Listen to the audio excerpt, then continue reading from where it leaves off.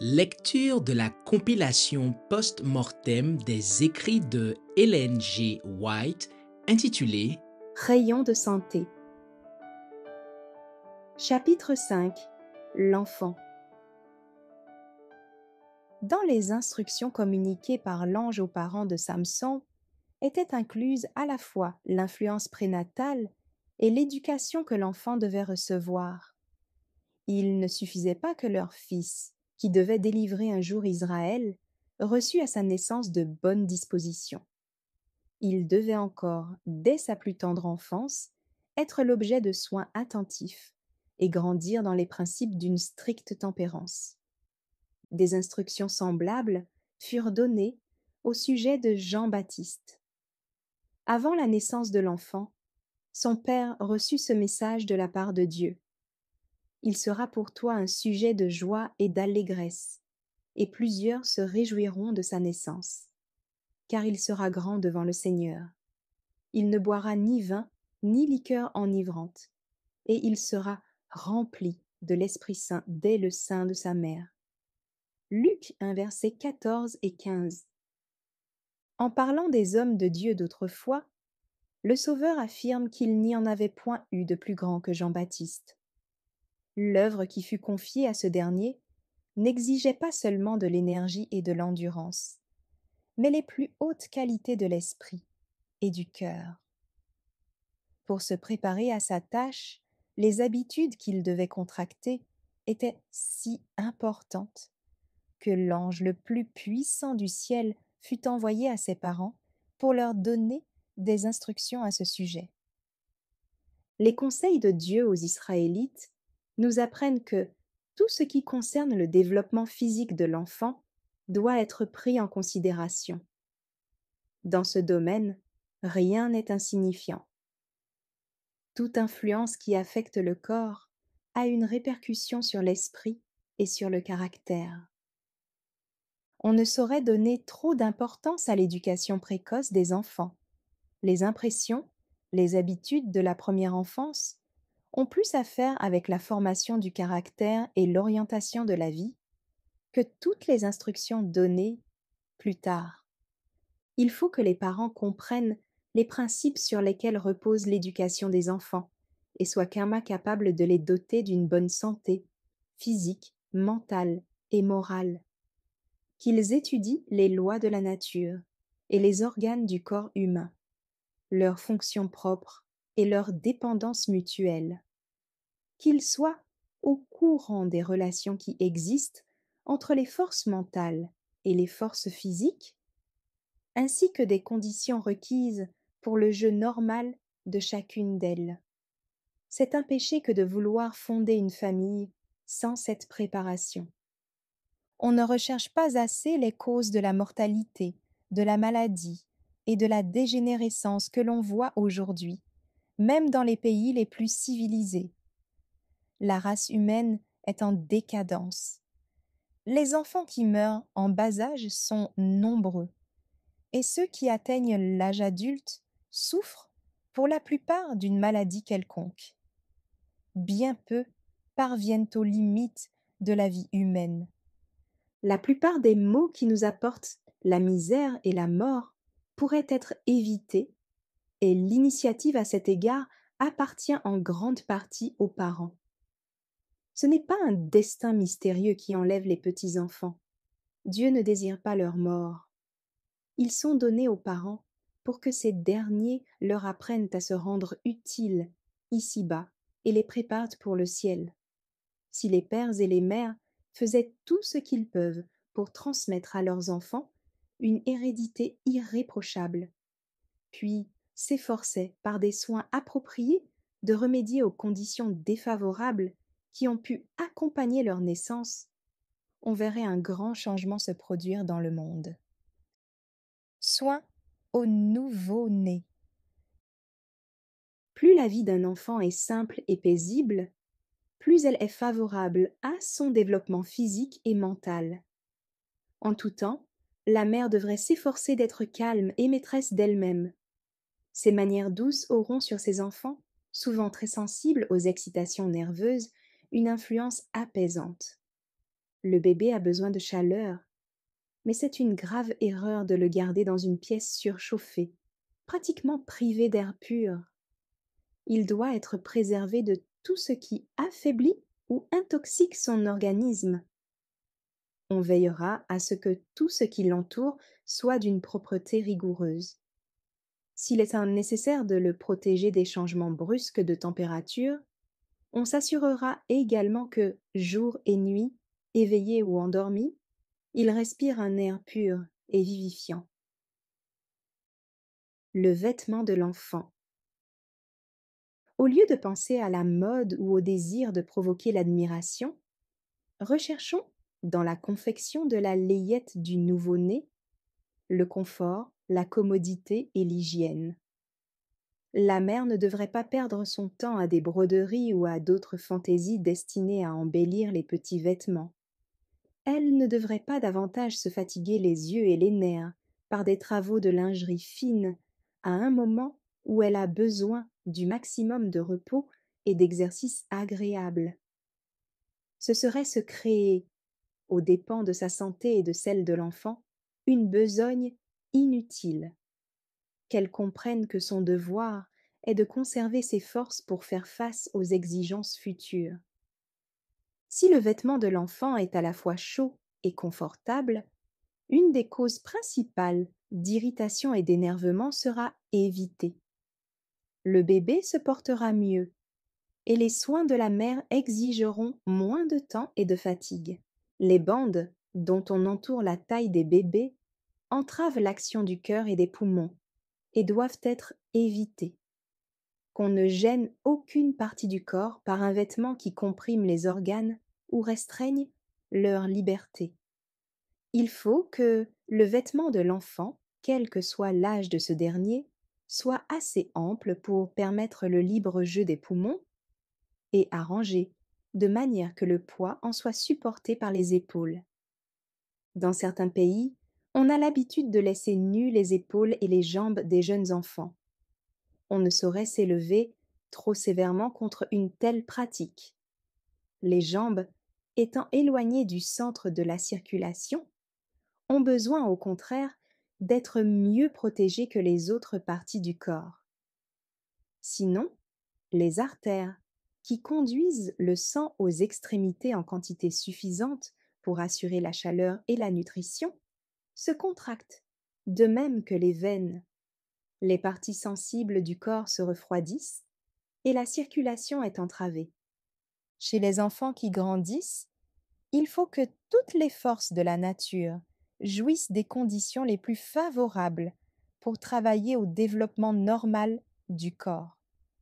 Si les jambes sont insuffisamment protégées, les enfants, et particulièrement les fillettes, risquent de prendre froid lorsqu'ils jouent dehors en hiver. On les empêche donc de sortir, alors que s'ils étaient chaudement vêtus, ils pourraient prendre leurs ébats en plein air, ce dont ils tireraient un sérieux avantage. Les mères qui désirent de voir leurs garçons et leurs fillettes jouir d'une bonne santé doivent les vêtir de façon intelligente suivant le temps et leur permettre de vivre au grand air le plus longtemps possible. Peut-être faudra-t-il faire un effort pour se libérer de l'esclavage de la coutume, pour élever les enfants d'une manière saine, mais le résultat obtenu en vaudra largement la peine. La nourriture de l'enfant. Le meilleur aliment pour le bébé est celui que la nature lui fournit. Il ne doit pas en être privé sans nécessité. Il faut être sans cœur pour se libérer, afin de conserver ses aises et sa liberté, du devoir si doux de nourrir son enfant. La mère qui tolère qu'une autre femme allaite son bébé doit se souvenir que la nourrice transmet plus ou moins à celui-ci son tempérament et son caractère. On ne saurait exagérer l'importance de donner aux enfants de bonnes habitudes diététiques. Tout jeunes, ils doivent apprendre à manger pour vivre et non à vivre pour manger. C'est dans les bras de la mère que commence leur éducation. Il ne faut donner à manger à l'enfant qu'à des intervalles réguliers et moins fréquemment à mesure qu'il grandit. On ne permettra ni sucreries, ni aliments destinés aux adultes, car ils sont difficiles à digérer. Les soins et la régularité apportés à l'alimentation de l'enfant lui communiquent non seulement la santé, le calme et la douceur du caractère, mais lui inculquent des habitudes qui lui seront plus tard d'une grande utilité. À mesure que grandissent les enfants, de sérieuses précautions seront prises pour former leur goût et leurs appétits. C'est une erreur de leur permettre de manger ce qu'ils veulent et quand ils veulent, sans aucun égard pour leur santé. L'argent, si souvent prodigué pour des gourmandises malsaines, fait croire aux enfants que ce qui importe dans la vie, ce qui procure le plus de bonheur, c'est la satisfaction des appétits. Cette manière d'agir conduit à la gloutonnerie puis à la maladie, et c'est alors l'emploi de médicaments toxiques.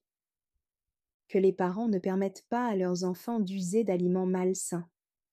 Par contre, ils ne devraient pas les obliger à manger ce qui leur déplaît, ou à absorber plus de nourriture qu'il ne leur en faut. Les enfants ont des préférences, et lorsque celles-ci sont raisonnables, il faut les respecter. On doit manger à intervalles réguliers et ne rien prendre entre les repas, ni pâtisserie, ni fruits, ni nourriture d'aucune sorte. L'irrégularité est préjudiciable au bon fonctionnement des organes digestifs et altère la santé et la bonne humeur. En outre, les enfants se mettent à table sans appétit pour les aliments sains et manifestent des préférences pour ce qui leur fait du mal. Les mères qui cèdent aux caprices de leurs enfants jettent une mauvaise semence qui lèvera tôt ou tard et portera des fruits, car l'habitude de satisfaire leur goût grandira avec eux aux dépens de leur santé et de leur vigueur physique et mentale. Elles verront leurs enfants rester incapables de jouer un rôle utile dans la famille et dans la société. Les énergies mentales de ces derniers comme leurs facultés physiques subissent les effets d'une nourriture malsaine. Leur conscience s'endort et leur sensibilité aux bonnes influences s'émousse. En apprenant aux enfants à dominer leur appétit et à manger selon les lois de la santé, faisons-leur comprendre qu'ils ne se privent que de ce qui leur est préjudiciable, qu'ils ne renoncent qu'à des aliments nuisibles pour en choisir de meilleurs. Rendons notre table attrayante, plaçons-y les bonnes choses que Dieu met si libéralement à notre disposition. Que le moment du repas soit une occasion de détente et de bonne humeur. Et, tout en bénéficiant des bontés de l'Éternel, faisons monter vers lui nos louanges et nos actions de grâce. Soins aux enfants malades. Les maladies des enfants proviennent souvent d'erreurs ou d'imprudence. L'irrégularité dans les repas, l'insuffisance de vêtements par temps froid, le manque d'exercice pour activer la circulation du sang, le défaut d'air pur peuvent souvent être incriminés. Que les parents s'efforcent de découvrir les causes de la maladie et y remédient dès que possible. Tous peuvent apprendre la manière de prévenir et même de traiter les maladies. La mère devrait tout particulièrement être au courant des soins à donner aux membres de sa famille dans les cas bénins et savoir comment soigner son enfant malade. Son amour et son sens intuitif lui permettront de faire ce que l'on ne saurait attendre d'une étrangère. L'étude de la physiologie. Intéressons de bonne heure nos enfants à l'étude des principes élémentaires de la physiologie. Enseignons-leur la manière de conserver leur santé physique et mentale, et d'user des talents qu'ils ont reçus pour que leur vie puisse honorer Dieu et être en bénédiction à leurs semblables. La connaissance des lois qui régissent la vie et la santé est d'une valeur inestimable et plus importante que celle de bien des matières enseignées dans les écoles. Vivez davantage pour vos enfants et moins pour la société. Étudiez les questions sanitaires et mettez vos connaissances en pratique. Apprenez à vos enfants à raisonner de cause à effet. Qu'ils sachent que la santé et le bonheur découlent de leur obéissance aux lois de la nature. Et si les progrès réalisés à cet égard sont moins rapides que vous ne l'espériez, ne vous découragez pas. Continuez votre œuvre avec persévérance. Dès le berceau, enseignez à vos enfants à pratiquer l'abnégation et la maîtrise personnelle. Apprenez-leur à jouir des beautés de la nature et à développer systématiquement leur corps et leur esprit par des travaux utiles. Faites en sorte qu'ils aient une bonne constitution, des dispositions à la gaieté et un heureux caractère. Inculquez dans leur esprit l'idée que Dieu ne veut pas que nous vivions uniquement pour les satisfactions de la vie présente, mais pour notre bien à venir. Dites-leur que céder à la tentation, c'est être faible et lâche, qu'y résister, c'est être noble et viril. Ces leçons seront comme une semence jetée dans un bon terrain et porteront des fruits qui réjouiront vos cœurs. Par-dessus tout, que les parents entourent leurs enfants d'une atmosphère de joie, de courtoisie et d'affection. Un foyer où règne l'amour et où il s'exprime dans les regards, les paroles et les actes, est un lieu où les anges aiment à manifester leur présence.